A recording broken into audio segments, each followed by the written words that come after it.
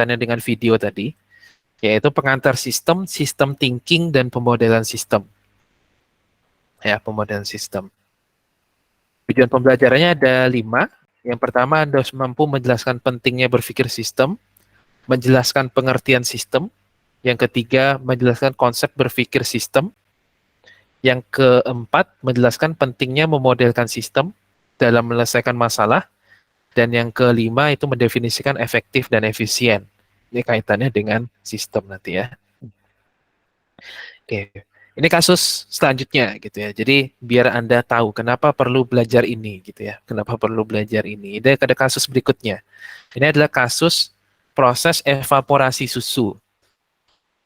Nah, proses evaporasi susu atau evaporated milk dari perusahaan Nestle, Nestle Carnation. Posisi perusahaan ini ada di Modesto, California, Amerika gitu ya. Jadi evaporated milk itu adalah susu yang dihilangkan kadar airnya hingga 60%. Ya.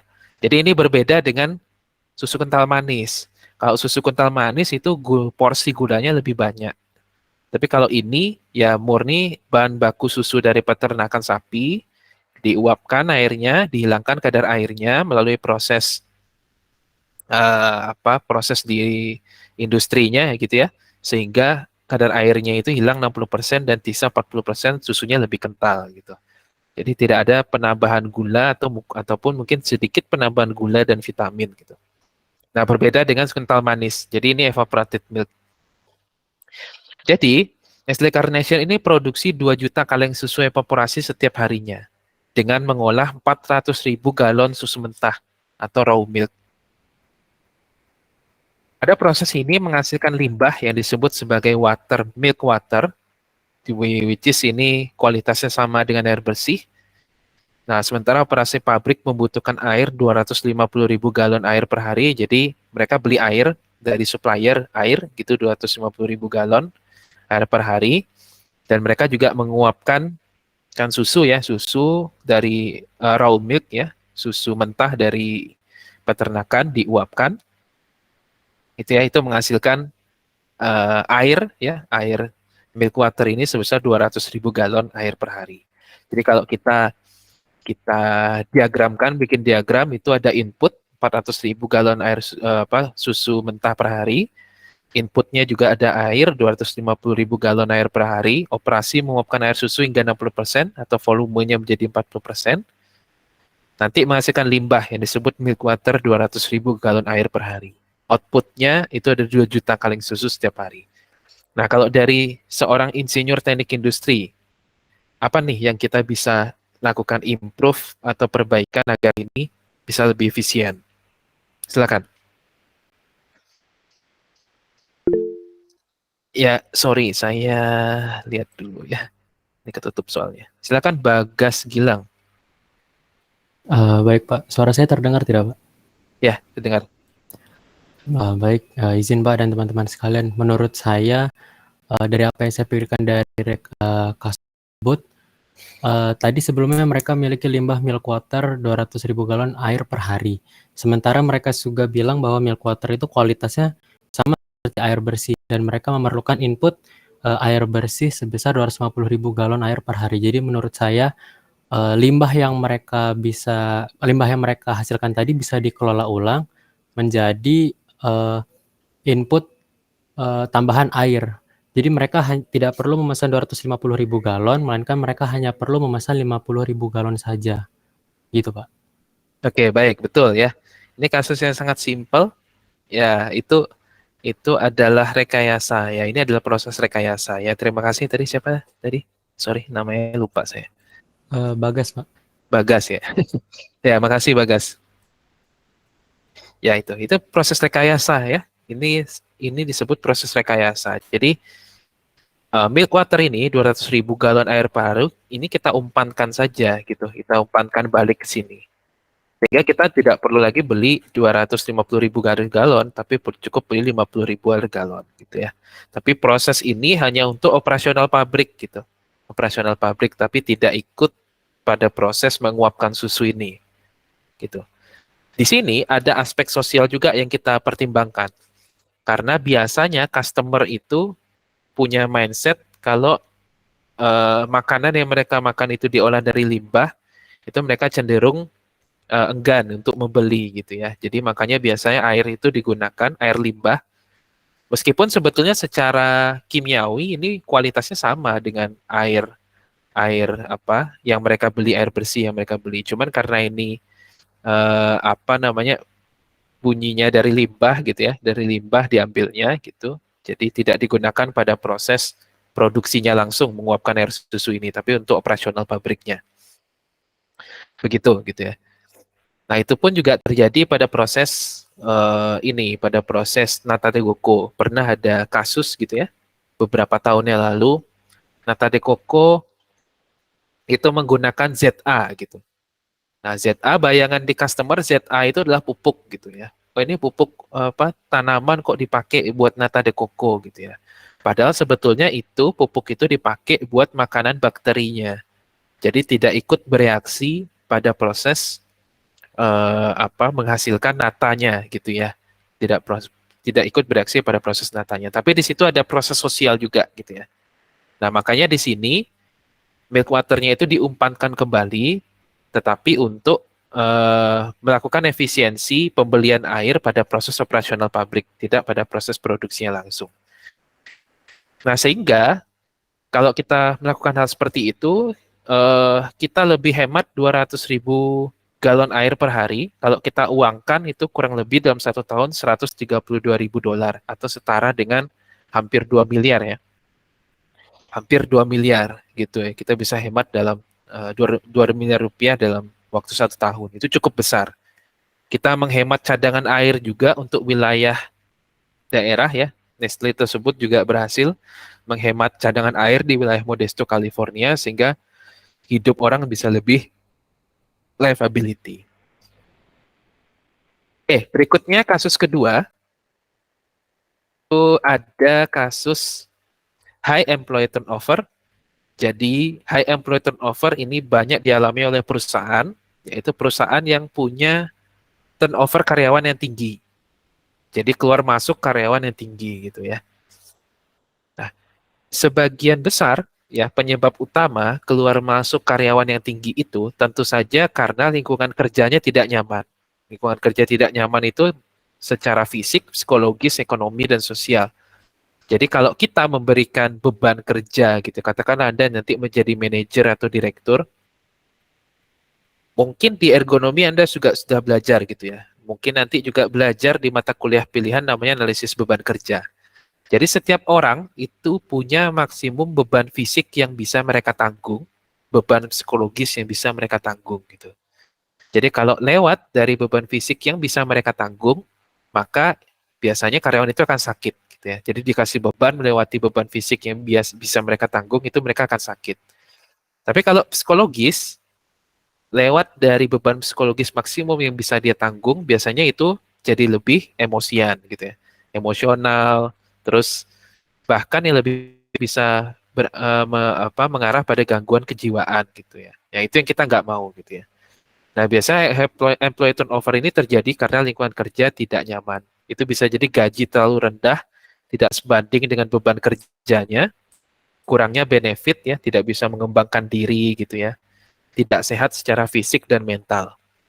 Ada juga penyebabnya PHK, ini kontribusinya sangat sedikit, pengunduran diri secara sukarela, ya mungkin karena pengen melanjutkan S2, S3 gitu misalkan, atau ikut, kalau ibu-ibu mungkin ikut suami gitu misalkan, sehingga resign gitu. Ini kontribusinya tidak signifikan. Yang paling signifikan itu lingkungan kerja yang tidak nyaman. Nah, kalau terjadi high employee turnover pada suatu perusahaan, itu lebih banyak ruginya. Karena citra dan biaya. Kita ngerekrut lagi itu butuh biaya. Ya, citra perusahaan juga kurang bagus karena kalau lingkungan kerjanya tidak nyaman, si karyawan yang keluar itu pasti cerita sama temennya, sama saudara-saudaranya. Itu di perusahaan nih X itu lingkungan kerjanya kurang bagus gitu, tekanannya tinggi dan lain sebagainya. Itu kan merusak citra perusahaan ya. Yang itu juga sebetulnya adalah aset aset intangible kita sebutnya. Nah, kalau terjadi high employee turnover, tentu saja lingkungan kerja yang tidak nyaman itu terjadi karena ada masalah pada top level manajemen. Di kasus ini ada perusahaan namanya ICME, ya, itu turnovernya 25%, itu sangat tinggi. Jadi kalau 1.000 orang dia rekrut, itu 250 pasti keluar gitu ya. 250 setiap tahun itu pasti keluar. Jadi dari 1.000 karyawan dalam 1 tahun, misalkan itu 250 keluar. Nanti 1.000 karyawan lagi di tahun berikutnya 250 keluar lagi gitu. Itu kan sangat tinggi turnovernya. Nah, kalau solusi non-system thinking, mungkin kita bisa berpikir, oh karyawan yang keluar ini nggak loyal gitu ya. Nggak loyal. Kita bikin aja metode seleksi baru agar dapat karyawan yang loyal. Tapi apakah solusi ini betul-betul menyelesaikan masalah gitu ya? Nah, coba kita lihat kasusnya. Di SMI ini ada salah seorang manajer HRD namanya Su. Dia seorang lulusan teknik industri, otomatis dia bisa berpikir sistem. Yang dia lakukan apa? Dia tidak menyelesaikan masalah ini secara langsung atau mengganti metode perekrutan. Karena kalau kita lihat, oh ya keluar ini nggak loyal, kita ganti aja metode rekrutan agar dapat karyawan yang loyal. Dia tidak lakukan itu, gitu ya. Yang dilakukan adalah dia menyelesaikan akar masalahnya, gitu. Jadi kalau kita menemukan suatu masalah, selesaikan akar masalahnya terlebih dahulu, gitu ya. Karena kalau akar masalahnya tidak diselesaikan, nanti kita akan belajar bagaimana mengidentifikasi akar masalah, maka masalah itu akan muncul kembali. Bahkan mungkin bisa lebih besar. Yang dia apa? Yang dilakukan, dia lakukan survei. Dia survei karyawan, dia lakukan exit interview. Exit interview itu maksudnya, kalau misalkan ada karyawan yang keluar, dia wawancara dulu. Kenapa Bapak Ibu keluar gitu ya? Alasannya apa gitu ya? Dia interview dulu. Terus dia periksa departemen dengan turnover tertinggi di perusahaan itu. Nah, yang dia temukan ternyata perusahaan pesaing mereka gitu memberikan penawaran gaji lebih tinggi sehingga karyawannya keluar satu-satu. Oh, rumput tetangga lebih hijau, gitu, kita pindah gitu. Terus yang kedua adanya mental silo. Nah, ini mental silo ini berbahaya di dua departemen. Mental silo itu adalah mental individualis. Jadi mereka tidak peduli dengan tujuan organisasi, yang penting departemen saya perform, yang penting saya perform, yang penting apa karir saya bagus, urusan orang lain, urusan organisasi bodo amat gitu misalkan. Nah, itu mental silo gitu ya. Nah, mental seperti ini bisa mengurangi efisiensi organisasi karena budaya perusahaan pasti akan gagal. Itu mental silo. Nah, yang ketiga, ternyata nih, banyak perintah dan inisiatif dari pimpinan perusahaan yang menambah beban kerja yang sangat tinggi pada karyawan. Jadi setiap rapat punya ide baru, wah kita harus kerjakan ini nih, disuruh karyawannya ngerjain. Karyawannya segitu juga, nggak tambah-tambah gitu ya. Padahal dia lupa bahwa setiap orang itu punya maksimum beban fisik dan beban mental yang bisa dia tanggung gitu ya. Jadi punya ide, dibebankan ke karyawan, punya ide, bebankan karyawannya, itu yang tidak baik ya. Mungkin kita proses memunculkan ide itu cuman 5 menit atau cuma 1 jam, tapi proses eksekusinya mungkin bisa berhari-hari dan berminggu-minggu gitu ya. Jadi kalau Anda punya ide, salah satu tipsnya itu adalah pikirkan dulu punya resource atau tidak untuk mengeksekusi ide itu. Resource itu maksudnya kalau misalkan di konteksnya organisasi, punya nggak orang yang mengerjakan gitu ya? Punya nggak biaya untuk mengeksekusi itu gitu? Punya nggak waktu gitu ya? Jadi resource-resource seperti itu tuh harus dipikirkan gitu. Nah, setelah temu akar masalahnya, dia menawarkan gaji lebih tinggi, tidak. Yang dilakukan ini cukup menarik. Diletakkan dispenser air jadi antar dua departemen, dispensernya satu gitu ya. Sehingga mau tidak mau antar departemen itu akan saling berbaur gitu ya. Jadi kalau ngambil air gitu kan saling tegur sapa gitu. Membuat forum online untuk meningkatkan literansi dan presentasi di depan eksekutif atau pimpinannya. Bahwa tekanan kerja berlebih bisa menyebabkan lebih banyak kerugian untuk perusahaan dibanding meningkatkan produktivitas yang selama ini diyakini oleh mereka gitu ya. Jadi tidak selamanya kita menekan karyawan itu baik untuk perusahaan kita. Kita harus pertimbangkan apakah itu sudah menjadi beban maksimum yang bisa ditanggung oleh karyawan kita gitu. Ini beda lagi kalau karyawannya malas-malesan, mungkin kita butuh butuh apa namanya? Butuh motivasi lagi gitu ya, butuh motivasi lagi.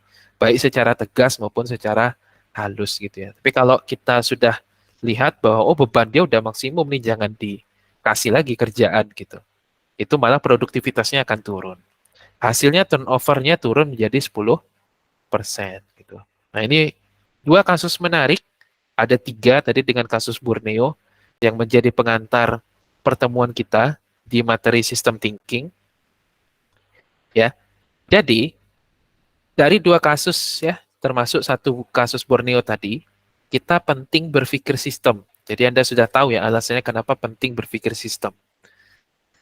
Yang kedua, kebijakan itu apapun yang kita putuskan, misalkan Anda bekerja di suatu perusahaan, itu tidak hanya dampaknya itu secara ekonomi saja, tapi Anda juga perlu pikirkan aspek sosial dan lingkungan. Yang ketiga, selesaikan akar masalah terlebih dahulu. Jadi kalau punya masalah, selesaikan akar masalahnya terlebih dahulu. Jangan selesaikan masalahnya secara default gitu.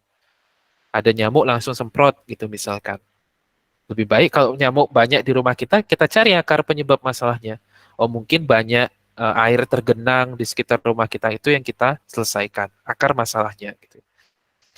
Yang keempat itu lihat masalah secara big picture dan holistik, bukan parsial, secara menyeluruh, serta interrelatedness tadi ya dari proses belajar kita dari video Borneo tadi, kasus nyamuk malaria Borneo tadi. Berikutnya, Anda harus pikirkan juga seberapa kompleks. Lihat causal efeknya. Causal efek itu apa, jika saya lakukan ini dampaknya apa, jika saya lakukan ini dampaknya apa. Gitu. Dan lihat dari berbagai sudut pandang. Ini semua sistem thinking gitu ya. Nah ini yang penting yang Anda akan pelajari nanti ya, mengidentifikasi masalah ya. Karena biasanya kalau kita lihat sekelas pabrik Toyota kan bagus tuh ya pabriknya. Pasti akan selalu ada masalah karena pada hakikatnya sistem yang dibuat oleh manusia itu tidak ada sempurna, pasti ada masalahnya gitu. Yang jadi masalah itu adalah kita tidak bisa mendefinisikan masalah itu apa gitu. Nanti kita akan belajar gitu ya. Bagaimana cara kita menemukan oh di situ ada masalah, oh itu enggak gitu ya. Karena kalau kita tidak mengerti masalah itu apa gitu ya, maka Anda akan melihat oh nih sistem produksi di pabrik Toyota sudah bagus Pak gitu ya.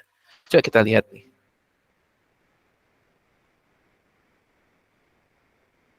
Oke.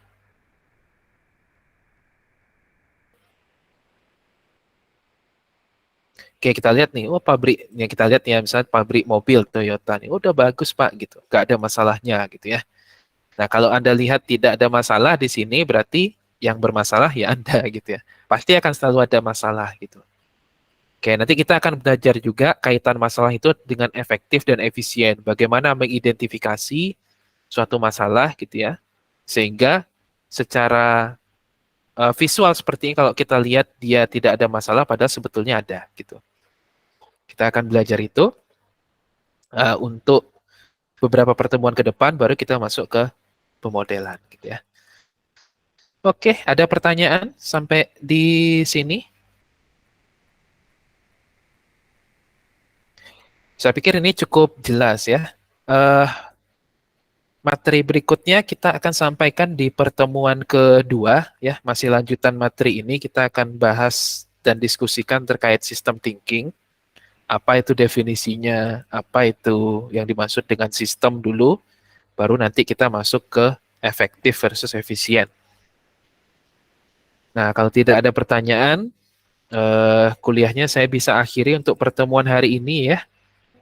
Eh, minggu depan itu saya harus nemani kakak tingkat Anda ke melakukan ekskursi ya. Jadi kemungkinan besar nanti tunggu pengumuman dari saya apakah kita laksanakan Sabtu kembali atau mungkin saya berikan dalam bentuk video ya. Nanti tunggu pengumuman di grup. Di minggu ketiga dan seterusnya insya Allah bisa normal gitu ya, bisa normal. Ya. Minggu depan ya semua dosen kan itu ya ikut studi ekskursi dengan angkatan 2020. Jadi hampir semua mata kuliah mungkin bisa diberikan dalam bentuk video ataupun diganti nanti kelasnya gitu.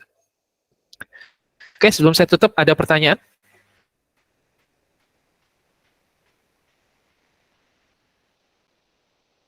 Oke, baik. Kalau tidak ada pertanyaan, saya pikir kita bisa cukupkan ya. Sisa materinya kita akan lanjutkan di pertemuan berikutnya. Selamat sore, ya. Selamat berakhir pekan. Selamat melanjutkan aktivitas berikutnya. Assalamualaikum warahmatullahi wabarakatuh.